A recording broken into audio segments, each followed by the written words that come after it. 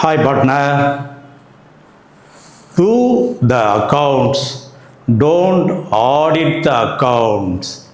இது நான் காலேஜ் படிக்கும்போது 1975ல் என்னுடைய பிரின்சிபல் எனக்கு சொல்லிக் கொடுத்த வேர்ட்ஸ்.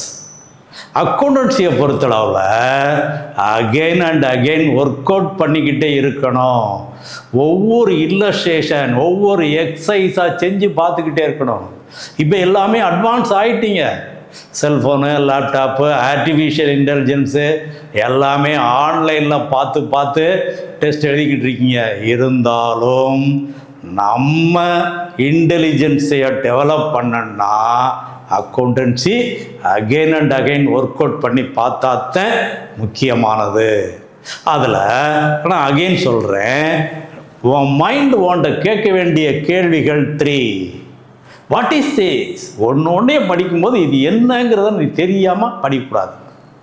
நெக்ஸ்ட், நம்ம அக்கௌண்ட்ஸில் வேர் இட் ஷுட் பி போஸ்டட், எங்கே எழுதணும், எந்த அக்கௌண்ட்டில் டெபிட்டா கிரெடிட்டா, அதுலேயும் ஒய், ஏன் டெபிட் எழுதுகிறோம், ஏன் கிரெடிட் எழுதுகிறோம், இது 3 அப்பைக்கப்போ உன் மைண்டு உன்ட்ட கேட்டுக்கிட்டே இருக்கணும்.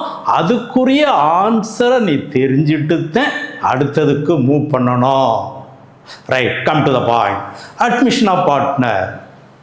நம்ம ரீகன்ஸ்டியூஷன் ஆஃப் பார்ட்னர்ஷிப் வரும்போது admission of partner, retirement of partner, death of the partner, change in profit sharing ratio, இந்த மாதிரி நிறைய பாயிண்ட்ஸ்கள் சொல்கிறோம்.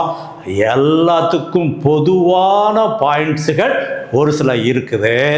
அதை நம்ம அட்மிஷன் ஆஃப் பார்ட்னரில் தெளிவாக ப்ரிப்பேர் பண்ணிட்டோம்னா அடுத்தது எல்லாமே, that is change in profit sharing ratio, death of the partner, retirement of the partner, எதாக இருந்தாலும் சரி ஈஸியாக அடிச்சிடலாம். அப்போ இந்த பாடத்தை கொஞ்சம் முழுமையாக ப்ரிப்பேர் பண்ணி வச்சுக்கோ.